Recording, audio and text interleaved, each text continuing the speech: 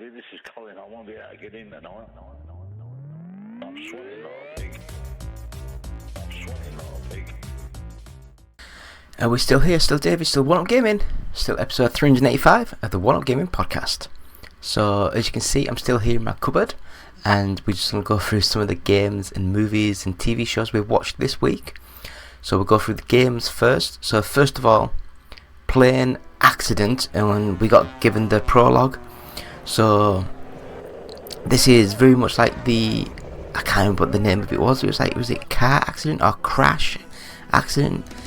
Where you basically come onto this scene. There's like the plane in this case. It's like there's been a plane accident, and you have to go on, mark all the things you have to investigate, mark all the points of interest, and then you have to go through and investigate those points. So you have to work out what happened, and then once that happens, it then goes and shows you what happened.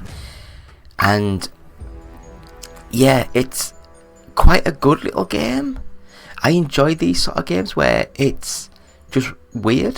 It really is weird.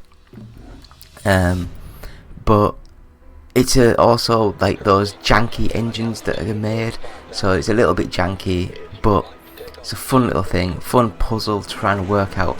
You have to put things in order, you have to investigate, full first person sort of view, get in and out of the vehicles, look around, press buttons. It's just a nice, relaxing little game that can get quite gruesome when you see like some of the injuries of the people.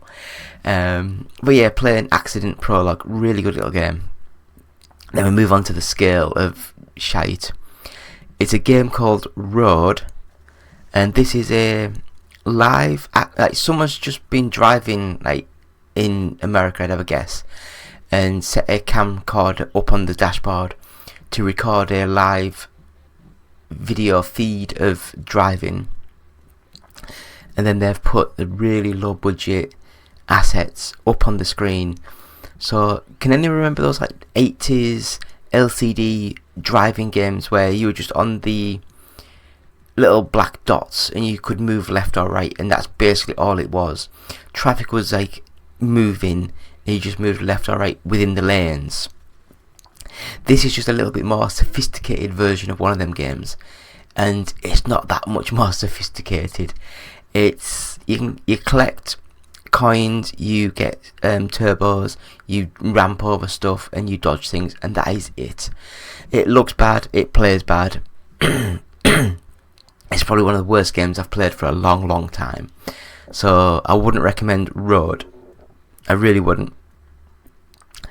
So we move on to something a little bit more interesting, and that is Jumpfox Always Running. And this is a 2D sprite pixel based sort of like side scrolling platformer where your little character is always moving, and when you hit an obstacle or something, you automatically turn and go the opposite way until you hit something else and come back. Imagine the Mario Run game that came out on iOS and Android a few years ago. Similar sort of concept, just done not as well as those. I mean, this game, the jumping mechanic, the feel was quite good. So as you were moving around the level, you had to have split second timing to get through bits, and if you missed it, like a jump, it's basically a lot of verticality to the game. So as you got so far up and when you missed something, you drop back down to the floor of the game and you have to work your way back up again. It's one of those games where you think, oh, one more go, and it's quite good, but this is like a free to play game, you know, it really is. And these sort of games on phones work because you just tap the screen to jump and that's all you need, but on a full-fledged PC sort of system, it's a bit overkill, and I just hate to think how much money they were charging for this. I mean, it might have been like 70p or £1, which is still a little bit too much. But it's not as bad as like Road. Road is appalling, absolutely appalling game. This at least had gameplay, actually had a concept, had a feel of a game to it. So yeah, Jumpfox Always Running. If it's fairly cheap, I'd say yeah, give it a go. It's bloody hard, but give it a go, see how you think. Next up we have The House, and this is one of those, another like really low budget horror first person sort of games. You start off in a house, very dark, walking around, little things moving around in the background but you can't quite see, and it's just it's alright, it's not too bad, like really puzzle focused. Pick things up, look around, get numbers, get codes, get keys, open doors, turn power back on, things like that. Open grates, go through a grate. It took me ages to work out. You had to press, I can't remember what button it was now, but it was like one of the buttons, because I could like crouch, but then you can actually go prone as well, which I didn't know. I had to go into the instruction manual on the game and read that. But it's a lot better than some of the games I've played recently of the really cheap first person sort of games. So yeah, House, I wouldn't recommend it. It's not the best, but it's okay. So next up we have The Computer Repair Shop. Now this, I had no idea what it was, and I played it and I was confused, really confused. It's basically, you're a computer repair guy in a dystopian future, but people are trying to kill you because you're trying to repair things, and it's very run down, very grimy, and then you can go into like a VR thing, and I couldn't work out what the hell was going on. Hopefully this trailer in the background you can see what's going on and make more sense of the game than what I could. But yeah, I was just completely lost with the game. It played alright, it looked alright, but I was just, the concept was completely foreign to me and I was just weeded out by the whole thing. So yeah, it's like a full, unlike a lot of these other games, it is like a full-fledged game, and it will be about £20-30. But it's one of those games that I just couldn't work out what was going on, how was going on, and it just completely baffled my little brain. So next up we got sent a DLC pack for a game, but then they also sent us the first part of the game so we could like play it on the PC, and that was Lake. And if anyone hasn't played Lake, it is just like a very calm postal delivery style sort of game. Full 3D world, full narrative, full story driven focus, and you get up in the morning, get the mail, drive around and post the mail while you're talking to people, get the story going. It's a really nice little game. And Season's Greetings, it's like you play the main star's dad from the first game, and it's like Christmas and you're trying to deliver things and people are coming over for Christmas. Again, it's a really good story driven game. Really enjoyed it, really good. Nice game. So I'd recommend Lake and its DLC Season's Greetings. So next up we have Marble Champions. Now this, it reminds me of a lot of these free to play sort of games at the moment, where it's like 100 people going through the level, and this is like a marble sort of like racing game where the tracks, you can go over the top of the track and lose time.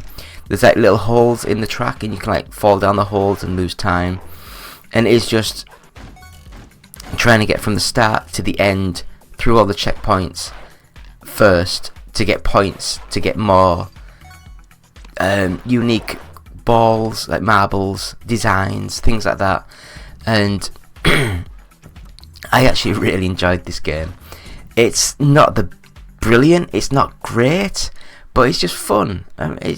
Sometimes you just want to turn your brain off and have a little bit of fun and watch and play just something, take your mind off the troubles of the world. But yeah, Marble Champions, good little game, I enjoyed it. And probably the best game that I played this week and for a long time. I had a quick go at Cruis'n Blast, and this was on the Nintendo Switch. Now, I sold my Switch years ago, so I never actually had a chance to play this. And I got it, had a quick go, and it reminds me so much of Hydro Thunder. Very focused on the arcade experience, very fast. It's got a lot of like verticality to the levels, so it's got a lot of big jumps and flying through the air and landing. Turbos, looks amazing, and I hate saying it, but for the Switch, it's bloody gorgeous. It looks absolutely gorgeous. Frame rate's amazing. It really goes along really well, unlike a lot of modern Switch games where the chug and like the frame rate's diabolical. But it looks good, plays well, and I really liked Cruis'n Blast. Music's amazing, sound effects are good, levels really fun, gameplay's amazing, the handling's really good for an arcade racer. It is top notch, arcade racing at its finest. So moving into the things we've watched this week. So first of all, we watched half of the Marvel Echo, and so far I'm not impressed. It seems very low budget so far. It looks cheaply made. Some of the acting seems quite bad, and it just looks like a dodgy crime thing. I mean, I watch these Marvel things for superheroes, you know, like proper flying around shooting things, powers being shown on screen, whereas this so far is just people kicking each other and shooting each other. And it might change later on, but I just feel as though it's not going to change that much. And I've just felt as though it's been really slow, really boring. The colours being drained out of the screen. It's just not very good. And we watched a movie, and that was Aquaman 2, The Lost Kingdom. And yeah, I didn't like Aquaman. I thought it was very slow, very boring. It didn't look like people underwater. It looked like a CG effect. It just looked really bad. But Aquaman 2, again, it just looks like a face implanted onto a CG figure in the water. It just doesn't look very good. The backgrounds don't look very good. It looks very cheap, very nasty looking, and yeah, it's just not very good.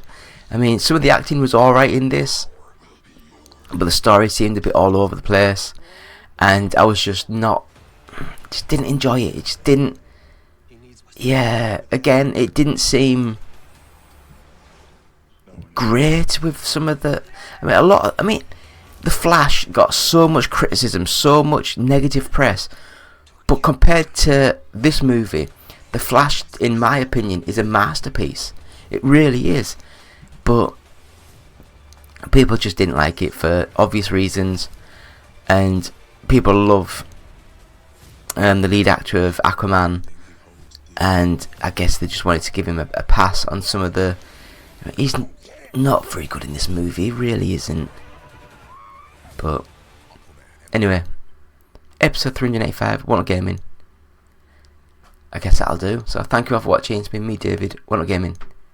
Bye.